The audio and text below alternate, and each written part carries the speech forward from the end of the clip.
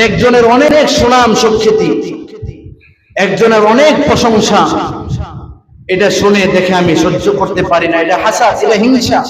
পাড়া প্রতিবেশীর একজন অনেক ভালো, এটা দেখে আমার সহ্য হয় না, সে ভালো কাপড় পরে, ভালো পোশাক পরে, হিংসা, সহ্য হয় না। আমার পাশের এক ভাই পরীক্ষা ভালো রেজাল্ট করেছে, ভালো নাম্বার পেয়েছে, মেধা তালিকায় 1 নাম্বার হয়েছে, আমার এটা দেখে সহ্য হয় না, হাসাদ, হিংসা। আল্লাহ কাউকে বড় একটা নিয়ামত দিয়েছেন, আমি এটা দেখে সহ্য করতে পারছি না, এটা হিংসা। এই হিংসা বড় খারাপ এক জিনিস। এই হিংসার সবচেয়ে বড় শাস্তি সে নিজেই পায়। কেন? অন্যের ভালো দেখে যে সে সহ্য করতে পারে না, সে আগুনে সে নিজেই জ্বলে, সে নিজেই কষ্ট পায়। এটাই তার বড় একটা শাস্তি।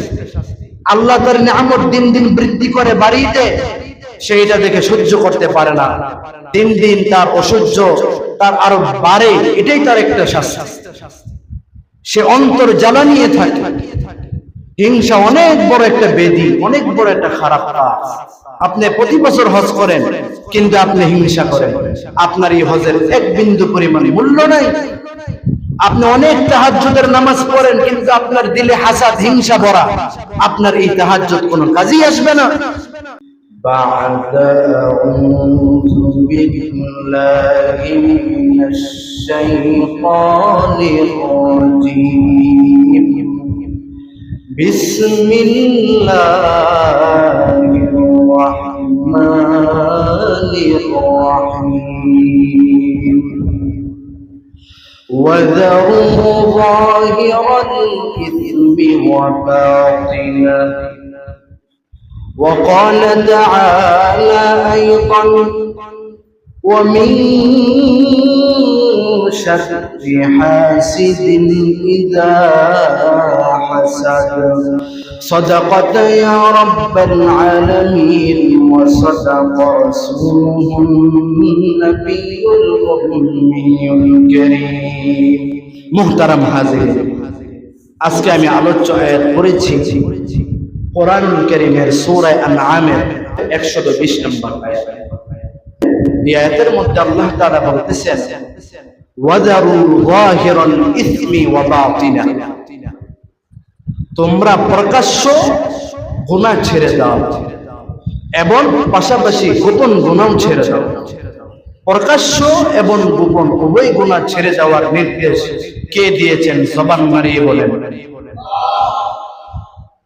আল্লামা তকি উসমানী হাফিজাহুল্লাহ এই আয়াতের ব্যাখ্যা করেন যে প্রকাশ্য গুনাহ বলতে কি গুনাহ? বলে বাহ্যিক গুনাহ যেগুলো আছে, প্রকাশ্য গুনাহ অর্থাৎ যেমন মিথ্যা কথা বলা, গীবত শিকায়াত করা, জিনা ব্যভিচার করা,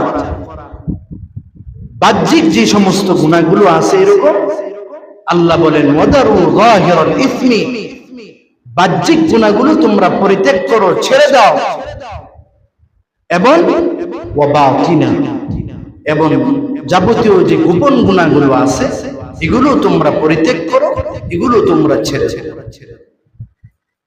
তো বাহ্যিক প্রকাশিত গুনাহ কি?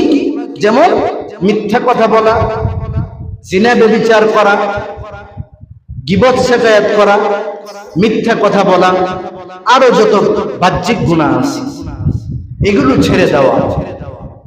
এরপর আল্লাহ বলেন ওয়া বাতিনা, এবং গোপন গুনাহগুলো তোমরা ছেড়ে দাও। গোপন অনেকগুলো গুনাহ আছে, তার মধ্যে যে মূল গুনাহটা গোপন, এটাই আজকে আমার আলোচ্য বিষয়। এটা হলো ভাই হিংসা। কি ভাই? হিংসা।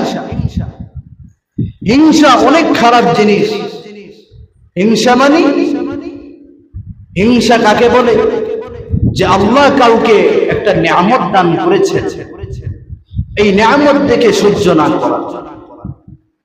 হিংসা কাকে বলে? ওয়াইয়াতামান্না জাওয়ালা নিয়ামতি, আল্লাহ যে তাকে এই বিশেষ নিয়ামত দান করেছেন সে সহ্য করতে পারে না, সে চায় এই নিয়ামতটা যেন তার থেকে আল্লাহ ছিনিয়ে নেয়, এই নিয়ামতটা যেন তার থেকে দূর হয়ে যায়। আল্লাহ বলেন ওয়াদারু যাহিরাল ইসমি ওয়া বাতিনা, বাহ্যিক প্রকাশিত গুনাহ এবং গোপন গুনাহ উভয় গুনাহ ছেড়ে দাও। বাহ্যিক গুনাহ বলতে মিথ্যা কথা বলা, গীবত শিকায়ত করা। আর গোপন গুনাহ অনেকগুলোর মধ্যে একটা মূল অন্যতম গুনাহ হলো হাসাদ, হিংসা। হিংসা কাকে বলে? অন্যের ভালো জিনিস দেখে সহ্য না করা। এরকম অনেক বিষয় আছে, যেমন আল্লাহ কাউকে তৌফিক দিয়েছেন বাচ্চালা বিল্ডিংয়ের মালিক, এটা দেখে আমি সহ্য করতে পারি না। একজনের অনেক সুনাম সুখ্যাতি, একজনের অনেক প্রশংসা, এটা শুনে দেখে আমি সহ্য করতে পারি না, এটা হাসাদ, এটা হিংসা। পাড়া প্রতিবেশীর একজন অনেক ভালো, এটা দেখে আমার সহ্য হয় না, সে ভালো কাপড় পরে, ভালো পোশাক পরে, হিংসা, সহ্য হয় না। আমার পাশের এক ভাই পরীক্ষা ভালো রেজাল্ট করেছে, ভালো নাম্বার পেয়েছে, মেধা তালিকায় 1 নাম্বার হয়েছে, আমার এটা দেখে সহ্য হয় না, হাসাদ, হিংসা। আল্লাহ কাউকে বড় একটা নিয়ামত দিয়েছেন, আমি এটা দেখে সহ্য করতে পারছি না, এটা হিংসা। এই হিংসা বড় খারাপ এক জিনিস। এই হিংসার সবচেয়ে বড় শাস্তি সে নিজেই পায়। কেন? অন্যের ভালো দেখে যে সে সহ্য করতে পারে না, সে আগুনে সে নিজেই জ্বলে, সে নিজেই কষ্ট পায়। এটাই তার বড় একটা শাস্তি। আল্লাহ তার নিয়ামত দিন দিন বৃদ্ধি করে, বাড়িয়ে দেয়, সে এটা দেখে সহ্য করতে পারে না, দিন দিন তার অসহ্য তার আরো বাড়ে, এটাই তার একটা শাস্তি। সে অন্তর জ্বালা নিয়ে থাকে। হিংসা অনেক বড় একটা বেদি, অনেক বড় একটা খারাপ কাজ। আপনি প্রতি বছর হজ করেন, কিন্তু আপনি হিংসা করেন, আপনার এই হজের 1 বিন্দু পরিমাণ মূল্য নাই। আপনি অনেক তাহাজ্জুদের নামাজ পড়েন, কিন্তু আপনার দিলে হাসাদ, হিংসা ভরা, আপনার এই তাহাজ্জুদ কোনো কাজেই আসবে না। আপনি রাতভর দাঁড়িয়ে দাঁড়িয়ে কোরআন তেলাওয়াত করেন, ভিতরে হিংসা, এই আমল বিন্দু পরিমাণ কাজে আসবে না। এই জন্য আল্লাহর নবী বলেন, ইয়াকুম ওয়াল হাসাদ, তোমরা হিংসা থেকে বেঁচে থাকো। হিংসা অনেক বড় গুনাহ, অনেক বড় অন্যায়।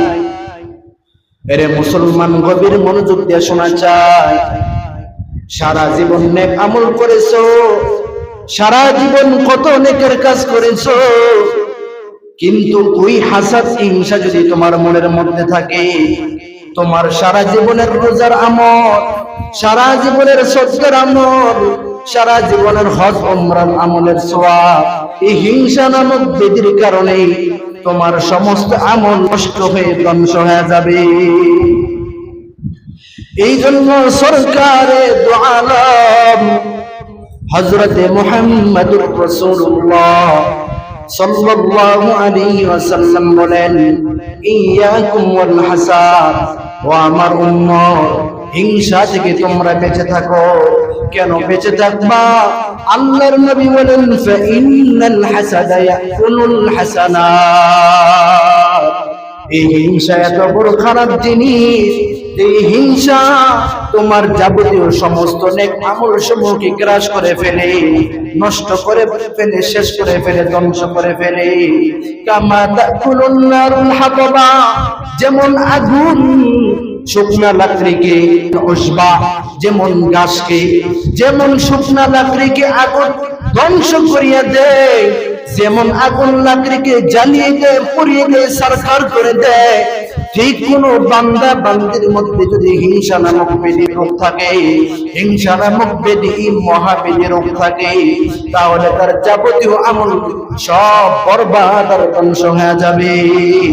এই জন্য আল্লাহর নবী বলেন, ও উম্মত, ইয়াকুম ওয়াল হাসাদ, তোমরা হিংসা নামক বেদি থেকে বেঁচে থাকো। ফা ইন্নাল হাসাদা ইয়াকুলুল হাসানাত, কেননা হিংসা যাবতীয় সমস্ত নেক আমল শেষ করিয়া দেয়, ধ্বংস করিয়া দেয়। কামা তাকুলুন নারুল হাতাবা, যেমন আগুন লাকড়িকে শেষ করিয়া দেয়। এই জন্য হিংসা থেকে বেঁচে থাকা। এরে মুসলমান, গভীর মনোযোগ দিয়ে শুনে চাই, হিংসা অনেক বড় খারাপ জিনিস। আমি একজন বক্তা, আমার ভিতরে হিংসা, আমি চাই না আমার চেয়ে কেউ ভালো সুন্দর ওয়াজ করুক, এটা হিংসা। আমি চাই না আমার উপরে কেউ সম্মান পাক, সব সম্মান আমার, এগুলো হিংসা। এর মুসলমান, এই হিংসার আরেকটা আছে, ওটা হলো গিবতা। বলা হয় এটার নাম ঈর্ষা। হিংসা করা খারাপ জিনিস, কিন্তু ঈর্ষা করা এটা ভালো। ঈর্ষা করার ফায়দা আছে। যেমন একজন হাফেজে কোরআন ভিতরে তামান্না জাগ্রত করা যে অমুক 30 পারা কোরআনের হাফেজ, আমাকেও যেন আল্লাহ এই হাফেজে কোরআন বানাও, এটা হলো ঈর্ষা। এরে আল্লাহর বান্দা, হিংসা হলো অমুকে হাফেজ হইছে, অমুক এটা করছে, অমুকের অমুক সুনাম, এই সুনামটা যেন তার না থাকে, তার থেকে এই নিয়ামত দূরীভূত হওয়ার জন্য সে কামনা করে, এটা হলো হিংসা। পক্ষান্তরে ঈর্ষা হলো আল্লাহ যে তাকে এত বড় দৌলত সম্মান দিয়েছেন, এই সম্মান যেন আল্লাহ আমাকেও দান করে, ওর যে সম্মান আল্লাহ যেন আরো বাড়িয়ে দেয়, দ্বিগুণ করে দেয়, বৃদ্ধি করে দেয়, এটা হলো ঈর্ষা। এটা ভালো। অন্যের খায়ের গাই চাওয়া, অন্যের কল্যাণ চাওয়া, এটা ভালো। এবং ওর কল্যাণকে আল্লাহর কাছে দোয়া করা, মালিক তুমি যে ওকে এত বড় নিয়ামত দিয়েছো, ওই নিয়ামতটাও তুমি আমাকে দান করো। কেমন নিয়ামত? আল্লাহ বলেন দুই ব্যক্তির ক্ষেত্রে ঈর্ষা করা যায়।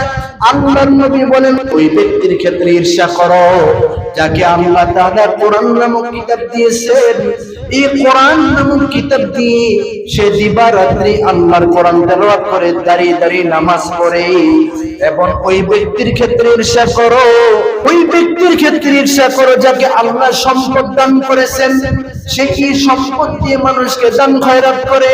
তাহলে দুই ব্যক্তির ক্ষেত্রে ঈর্ষা করা যেতে পারে। এক নাম্বার, আল্লাহ যাকে কিতাব দান করেছেন, সে এই কিতাব দিয়ে নামাজ পড়ে, কোরআন তেলাওয়াত করে, তুমি ওই ক্ষেত্রে ঈর্ষা করো। এবং আল্লাহ এমন এক ব্যক্তিকে সম্পদ দান করেছেন যে তার এই সম্পদ দিয়ে মানুষকে দান খয়রাত করে, এই বিষয়ে ঈর্ষা করা যেতে পারে। পক্ষান্তরে হিংসা করিও না। মানুষের নিয়ামত দেখলে প্রশংসা করা, এবং এই প্রশংসা যেন, এই নিয়ামত যেন আল্লাহ আমাকেও দান করে, সেই দোয়া করা, এটা ঠিক আছে। কিন্তু অন্যের ক্ষতি সাধন করা, অন্যের সুনাম স্বীকৃতি থেকে সহ্য না করা, এটা হলো হাসাদ। আর এই হাসাদ যদি থাকে রে বাবা, তুমি যদি 40 বছর হজ করো, প্রত্যেক দিন তুমি রোজা রাখো, নফল করো, তাহাজ্জুদ করো, তোমার জিন্দেগিতে আইয়ামে বিদের রোজা ছাড়া নাই, তুমি প্রত্যেক সোমবারে রোজা রাখো, বৃহস্পতিবারে রোজা রাখো, তুমি আরবি মাসের 13, 14, 15 তারিখে রোজা রাখো, তুমি উমরা করো, যাবতীয় সব আমল করো, কিন্তু এই মহা ক্যান্সার হাসাদ, হিংসা তোমার আমলের মধ্যে যদি থাকে, তাহলে আল্লাহর নবী বলেন ইন্নাল হাসাদা ইয়াকুলুল হাসানাত, এই হাসাদ নামক ক্যান্সার ব্যাধি তোমার যাবতীয় সব আমল শেষ করে দেয়, আর বরবাদ করে দেয়। কামা তাকুলুন নারুল হাতাবা, যেমন আগুন লাকড়ি শুকনা কাঠকে জ্বালিয়ে পুড়িয়ে দেয়। হিংসা থেকে বেঁচে থাকার চেষ্টা করব ইনশাআল্লাহ। আনাস ইবনে মালিক থেকে বর্ণিত আছে হাদিসটি, আল্লাহর নবী বলেন লা তাকাতাউ, তোমরা একে অপরের সম্পর্ক ছিন্ন করিও না, তোমরা আপোষে আপোষে মিলজিল করে চলো, সম্পর্ক বিচ্ছিন্ন করিও না। ওয়ালা তাদাবারু, তোমরা আড়ালে কারো প্রতি শত্রুতা করিও না, দুশমনি করিও না, আদাওয়াতি করিও না। ওয়ালা তাবাগাদু, তোমরা একে অপরের প্রতি বিদ্বেষ পোষণ করিও না। ওয়ালা তাহাসাদু, আল্লাহর নবী বলেন তোমরা একে অপরকে হিংসা করিও না। ওয়া কুনু ইবাদাল্লাহি ইখওয়ানা, তোমরা সবাই আল্লাহর বান্দা, পরস্পর ভাই ভাই হয়ে যাও। এরে মুসলমান সমাজের মধ্যে অশান্তি, পারিবারিক অশান্তি, হার জায়গায় কেন অশান্তি? এই হাসাদ নামক ক্যান্সারের কারণে। একে অন্যকে সহ্য করতে পারে না, একে অন্যের সুনাম সহ্য করতে পারে না। এই হাসাদ নামক ক্যান্সারের কারণে তোমার আমার জীবনের সব আমলগুলো বরবাদ হয়ে যাচ্ছে। এই জন্য আল্লাহর নবী বলেন হিংসা থেকে বেঁচে থাকো। আরে মুসলমান, সময় নাই। মুসনাদে আহমদের একটা হাদিস বলে এখন শেষ করে দিব বয়ান। এরে মুসলমান, গভীর মনোযোগ দিয়ে শোনা চাই। মুসনাদে আহমদের মধ্যে আনাস ইবনে মালিক রাদিয়াল্লাহু আনহু বর্ণনা করেন, আল্লাহর নবীর মজলিসে একদিন সাহাবায়ে কেরাম বসা ছিলেন। এরে মুসলমান, আনাস ইবনে মালিক রাদিয়াল্লাহু আনহু বলেন, এক জান্নাতি সাহাবীর ঘটনা গভীর মনোযোগ দিয়ে শোনা চাই। ও পর্দার আড়ালের আম্মা জান, ও এলাকার যুবক, ও এলাকার বৃদ্ধ বাবারা, গভীর মনোযোগ দিয়ে শোনা চাই। এই হাদিসটা শুনে যদি বাস্তবায়ন করতে পারো, তোমার সমাজের মধ্যে শান্তি চলে আসবে, পরিবারের মধ্যে শান্তি চলে আসবে, প্রত্যেকটা শ্রেণীর ভিতরে শান্তি চলে আসবে। জান্নাতি সাহাবীর ঘটনা শোনো। আনাস ইবনে মালিক রাদিয়াল্লাহু আনহু বলেন, আমরা নবীর মজলিসে বসা, অনেক সাহাবায়ে কেরাম আল্লাহর নবীর মজলিসে এইভাবে বসা ছিলেন। আল্লাহর নবী বলেন, ইয়াতুলু আলাইকুমুল আনা রাজুলুম মিন আহলিল জান্নাহ। এখন এই মজলিসে এমন একজন লোক উপস্থিত হবে, এখন এই মজলিসে এমন একজন লোক আসবে, সে জান্নাতি। বলেন আল্লাহু আকবার। দিন আল্লাহর নবী কথা বললেন। তৃতীয় দিন এই কথা বলার পর যখন মজলিস শেষ করে আল্লাহর নবী উঠে গেলেন, আব্দুল্লাহ রাদিয়াল্লাহু আনহু ওই সাহাবীর পিছু নিলেন। আব্দুল্লাহ বাড়িতে গেলেন। অনেক লম্বা ঘটনা বলার সময় নাই। 3 দিন অবস্থান করলেন। কি উদ্দেশ্যে রে বাবা? যে আল্লাহর নবী বলছেন এই সাহাবী আল্লাহর জান্নাতের মেহমান, এই সাহাবী আল্লাহর মেহমান। এই সাহাবী কেন আল্লাহর নবী বলেন সে জান্নাতি, একটু পরীক্ষা করা দরকার। আব্দুল্লাহ তিনি তার বাসায় 3 দিন অবস্থান করলেন। 3 দিন অবস্থান করে দেখলেন তিনি বাড়তি কোনো আমল করেন নাই, তাহাজ্জুদের নামাজও পড়েন নাই, বাড়তি কোনো নেকের কাজও করেন নাই। 3 দিন পরে যখন আব্দুল্লাহ বললেন, ওরে ভাই, আমার ভিতরে অনেক কৌতূহল, আল্লাহর নবী মজলিসের ভিতরে 3 দিন বলছেন আপনি জান্নাতি, আপনি এমন কি আমল করেন যার কারণে আমার নবী বলছেন আপনি জান্নাতি, একটু বলেন। ওই সাহাবী বলেন, আমি কি আমল করছি তুমি তো সব কিছুই দেখছো। এই কথা বলার পর আব্দুল্লাহ চলে যায়। তখন ওই সাহাবী বলে, আব্দুল্লাহ দাঁড়াও, আমি যা আমল করছি তুমি তো সবই দেখছো, তবে আমার কিছু আমল আছে 2টা, শুনবানি। বলে কি?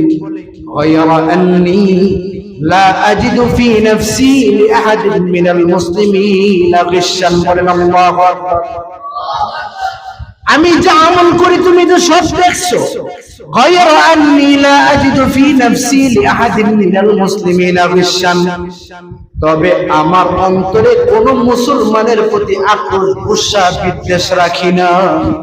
ওয়ালা আহসুদু আহাদান আলা খায়রিন আতাহুল্লাহু ইয়াহু, আমার কোন ভাইয়ের প্রতি যদি আল্লাহ কোন নিয়ামত দান করেন, ওই নিয়ামতের প্রতি আমি কখনো হিংসা করি না। আমি কোন মুসলমানের প্রতি আমার দিলের ভিতরে আক্রোশ, রাগ, প্রতিশোধ রাখি না, এবং আমি কোন মানুষের কল্যাণ থেকে হিংসা করি না। এইটাই আমার আমল।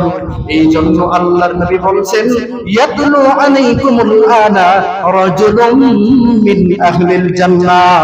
এর মুসলমান, সাহাবায়ে কেরামের মতো যদি আমরাও আমাদের জিন্দেগিকে সাজাইতে পারি, তাহলে আমাদের আগামীর পথ চলা সুন্দর হবে। এই জন্য আমি আপনাদের কাছে আবদার করব, আজ থেকে তওবা করো, আর কখনো কারো প্রতি বিদ্বেষ পোষণ করবা না, কারো ভালো সুনাম শক্তি ভালো জিনিস দিকে হিংসা করবা না। যারা পারবা তারা হাত তুইলা, অন্তরে যদি নেফাকি না থাকে, যে মৃত্যু পর্যন্ত কারো প্রতি আদাওয়াতি আর দুশমনি রাখবো না, কারো প্রতি হিংসা বিদ্বেষ রাখবো না। যারা মনের থেকে তওবা করতে পারবা তারা তারা আমার মাওলাকে দুটো হাত উঠাইয়া দেখা দাও যে আজ থেকে মৃত্যু পর্যন্ত আমরা পরস্পর কারো সঙ্গে আদাওয়াতি দুশমনি রাখবো না, আমরা কারো প্রতি বিদ্বেষ হাসাদ কিবির আমরা রাখবো না। পারবেন তো ইনশাআল্লাহ? আল্লাহ সবাইকে আমল করার তৌফিক দান করেন, বলুন আমিন। ওয়াফাকানা আল্লাহু আন না'মালা বিমা সামি'না। ওয়াসসালামু আলাইকুম ওয়া রাহমাতুল্লাহি ওয়া বারাকাতুহু। যারা সুন্নাত পড়ে সুন্নাত